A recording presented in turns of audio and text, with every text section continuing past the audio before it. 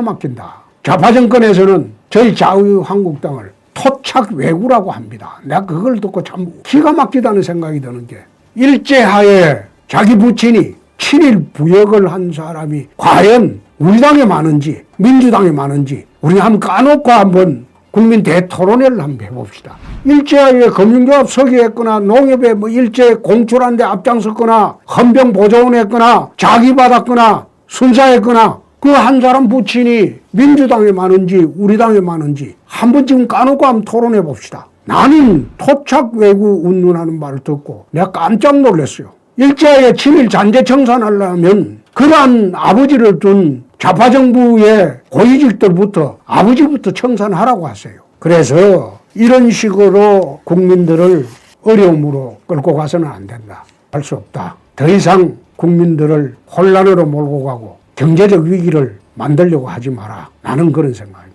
지금 우리 사회에 친일 분자가 어디 있습니까? 지금 우리 사회에 토착 외구가 어디 있습니까? 제가 이야기하는 것은 쉽게 말하면 연일입니다. 일본과 연합하자, 미국과 연합하자, 자유주의 세계와 연합하자. 쉽게 말하면 친미가 아니고 연미고 그리고 연일이고, 그렇게 해서 5천만 대한민국 국민들을 경제적 변경과 평화롭게 살 수 있도록 만들자. 그렇게 하는 것이지. 지금 우리나라에 무슨 친미가 있고 친일이 있습니까? 친일이 있다면 좌파 정권 실세들의 아버지가 옛날에 그 부친들이 옛날에 친일한 겁니다. 정부 당시에 민관공동위원회를 구성을 해가지고 일본군 위안부, 살인, 한인, 조선인 원폭 피해자 문제 등 3개 항에 대해서만 일본 정부의 법적 책임이 남아있다. 이렇게 결론을 내렸고, 징용, 징병 피해자 문제는 그 당시에 이제 법적 책임이 없다는 식으로 결론을 냈습니다. 그때 이 민간공동위원회 위원장은 이해찬 당시 총리였고, 문재인 민정수석도 위원으로 참여를 했습니다. 그 당시에 징용, 징병 피해자 보상은 1965년도 한일 청구권 협정에서 종결된 것이기 때문에 우리 정부가 일제강점하에 강제동원 피해 진상규명 등에 관한 특별법을 제정을 하고 2007년부터 사망자 유족에 2천만 원, 부상자에 1,000만 원씩 모두 6,800억 원의 예산을 들여서 이 문제를 종결한 바 있습니다.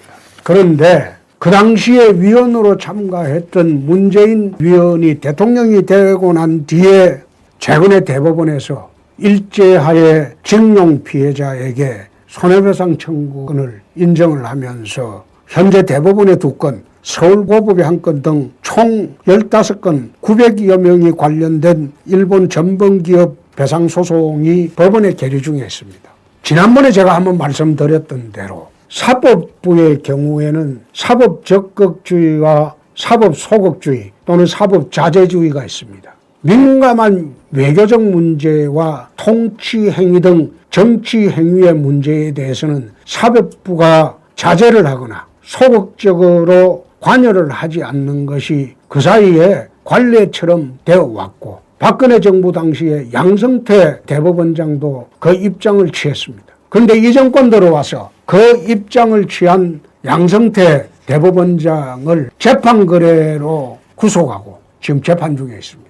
민감한 외교적인 문제, 통치행위, 정치행위도 앞으로 사법부가 법률적 재단을 하고 또 사법심판을 하겠다는 그 뜻을 명확히 한 것이 최근에 일제 징용에 대한 대법원 판결입니다. 그러면 이렇게 되면 그 당시 노무현 정부 2기에 해당되는 문재인 정권이, 문재인 대통령이 그 당시에 일제 징용 문제는 끝났다고 선언한 2005년도 민관공동위원회, 또 징용 피해에 대한 특별법까지 만들어서 우리 정부가 6,800억 원을 지급한 이것은 또 어떻게 국민 여러분 받아들일 수가 있습니까? 저희 아버님도 일제 징용 갔다가 구사일생으로 살아나온 적이 있다고 했습니다.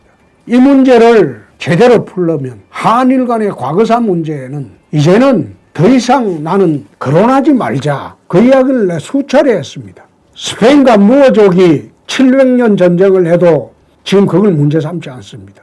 스웨덴이 노르웨이를 100년을 식민 지배해도 그걸 지금 문제 삼지 않습니다. 2차 대전 당시에 중일전쟁으로 수천만의 중국인이 피해를 입었고 남경 대학살로 30만 명이 일거에 일본군에 의해서 학살이 돼도 중국이 그걸 문제 삼아 가지고 일본과 외교 문제로 비하가 되지 않고 있습니다. 미래로 나가야 할 때입니다. 그런데 왜 이들이 때늦은 항일 문제를 일본 안녕하세요. 이상주입니다. 5분 정도의 홍준표 의원 말 들어봤는데요. 사실 홍준표 의원 생각이랑 제 생각이랑 너무 똑같습니다. 지금 이 시대에 친일 토착 외고 어디 있습니까? 끝난 역사지 않습니까? 그러면 이제 앞으로 나아가고 미래를 준비해야지. 좌파는 국민들에게 의도적으로 친일 감정을 계속 조장해왔습니다. 이번 윤미향 사건, 여러분도 보시면 아시다시피 얼마나 좌파가 가식적이고 악랄한 존재인지 아셨을 겁니다. 그러면 민주당이 이 단체를 믿어서 왜 이렇게 반일 감정을 조장하느냐, 그 목적이 무엇이냐. 홍준표 의원 말했다시피 한미일 동맹 약화입니다. 그리고 사회주의 체제에 편입해서 자신들이 꿈꾸는 통일로 가는 겁니다. 하지만 70년 동안 한미일 동맹을 굳건하게 유지해왔기 때문에 매우 쉽진 않죠. 그래서 건드는 게 이 위안부 문제. 국가의 아픈 역사를 가지고 와서 국민들을 선동해서 온 국민을 반일 전사로 만들어버리는 겁니다. 여러분, 제가 의식이 깨어 있었던 2010년부터 좌파 때문에 나라가 너무 혼란해졌습니다.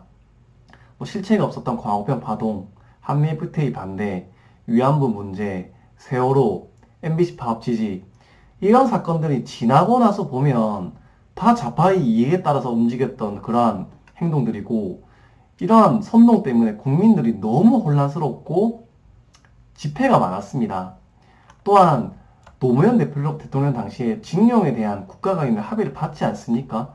그때 지금의 문재인 대통령도 있었고, 끝난 거를 또 뒤집고, 제가 일본 국민이라도 좀 이해가 될 것 같지는 않습니다. 자신들의 정치적 목적을 위해서라면 국가의 아픈 역사까지 건드는 것이 좌파입니다. 그거를 이 사태를 통해서 정말 꼭 아시길 바랍니다. 영상을 보시고 좋아요, 구독을 눌러주시면 단순한 비난이 아닌 합리적으로 보수의 가치를 전하는 이상중 되겠습니다. 감사합니다.